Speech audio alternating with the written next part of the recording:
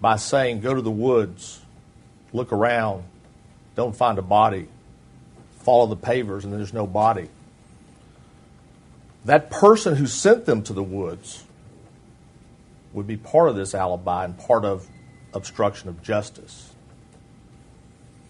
So the person who gave this man this tip is very critical. And so that's what I'm trying to focus on. Okay. Because it's either a psychic who saw in her own mind these pavers in these woods, or it's a third party who is involved in the cover-up, the development of an alibi, and the obstruction of justice. Okay. If you can just make your question clear in terms of, and make it a question that he can answer, he'll answer it.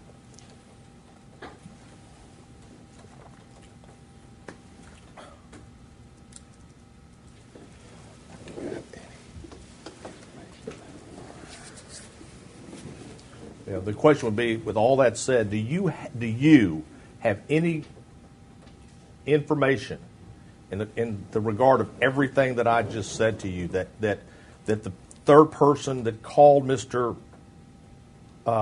Casey was not a psychic, but in fact could have been a person developing an alibi, developing a cover-up, and being a participant in the obstruction of justice?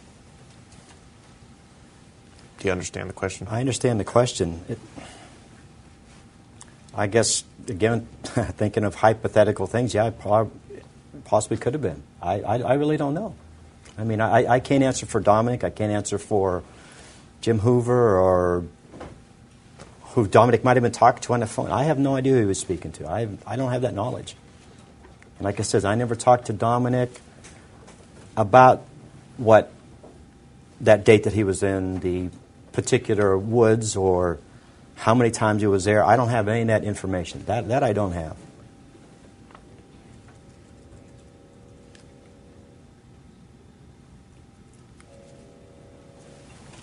Have you at every time overheard Jose Baez tell Dominic Casey, in the event that you ever do find your granddaughter, do not call 911?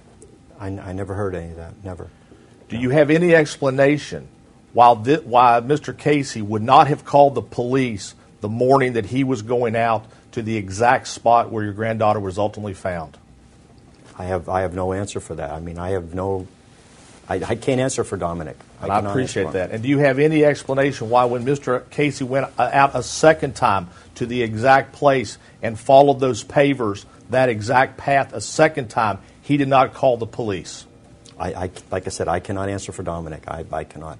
And do you have any explanation why he never shared with you the video that Mr. Hoover had taken of him and going into these woods?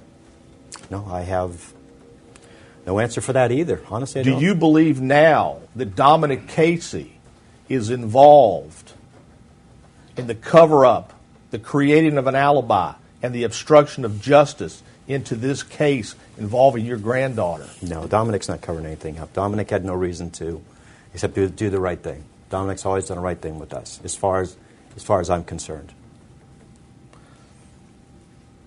And then so we circle back to maybe ask you the question I've asked again. And so then it was either a psychic who led him there that day or a third party that we don't know about. That's a possibility, yes. I guess Sheriff's Department, FBI, whatever, have to go through phone records and see exactly who he's speaking to. I have no idea who he was speaking to. I have no idea. And if it was not the psychic, the tip then came from a person who knew that the body was in those woods. Mr. Morgan, he answered the question. That's 2 minutes. Yeah, I mean, to answer your question, yeah, it would have to be something that the Sheriff's Department would have to investigate further or something like that. I can't answer for what Dominic was doing or who he was speaking to and who was on the phone. I have no idea, sir. I have no idea. I found out about it basically like everyone else did on the news. And we'll go ahead and change tape, and then we'll let you, Keith, come. I'm almost done. I think we're inside a minute on the tape. Time is 12:37 p.m. We're back on the record. Okay, just briefly, I had asked you before, and there was something from your statement, and I left out something I wanted to add to the question from the second page. It was from page 44 of the sworn statement you gave with Detective Edwards, and it was where we talked about, the question was referring to your wife. She was almost more of a mother figure than Casey, and you said yes. And they talked about at birth, your wife taking Kaylee, and then the question was it harboring? Did she harbor ill feelings? And you said, yeah. There's been some toughness right there. Yeah, she's thrown that in my wife's face a few times. To be honest, she has. And she says, and this is in quotes, seems like Kaylee goes to you guys more than she does to me, end quote. And then you said, well, it's not that we're trying to her. Well, it's not that we're trying to take her away from her. Was that an issue that y'all had some tough times over and harbored some ill will, that Kaylee seemed to go to you guys more than her, and your wife was like a mother figure? I don't think there's really actually say ill will. I mean, my gosh, we were with that little girl every day when she woke up and when she went to bed at night. I mean, it's, my gosh, I was the guy she saw every day, in her life. I mean, my gosh, my wife was there, and my wife's a good mother. She's a fantastic grandmother. Geez, okay.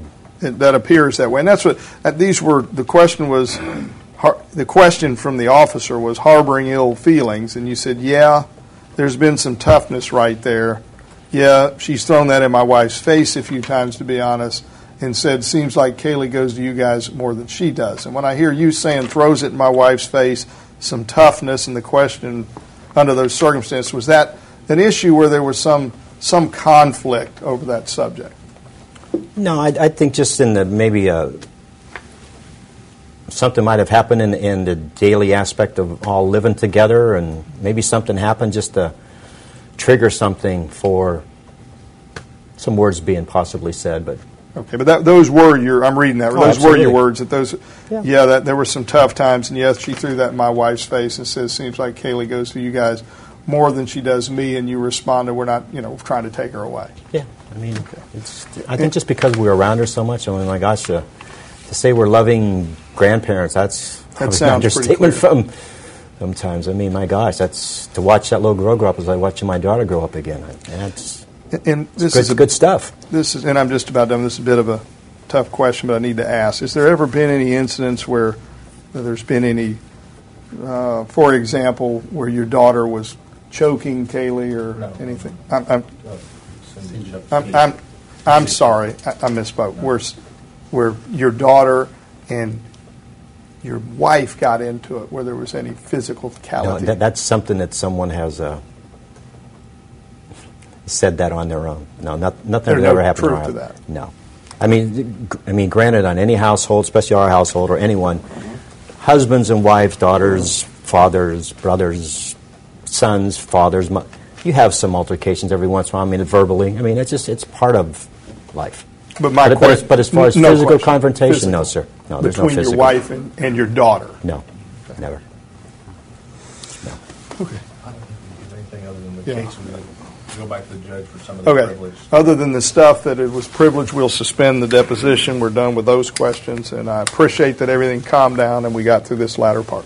And I sincerely, whether you believe it or not, hate to have brought you in here. I feel we can agree to disagree, but I feel I have a job to do. You probably view my job different than I do it, but I mean to cause you no more pain than you already have to live with every day. That was not my intent, and I'm sorry. Like I said, I want to go over and wish the best for Zenaida here. I really do.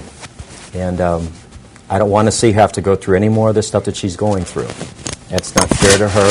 It's not fair to all the people who have gotten involved in this thing. It's not fair. It's not right. Do you want to explain to him about, I guess he doesn't need to read and waive yet since it's suspended. Well, it's not completed. Well, we're suspended. But regardless, when he'll read it. If transcribed, we'll read. Okay.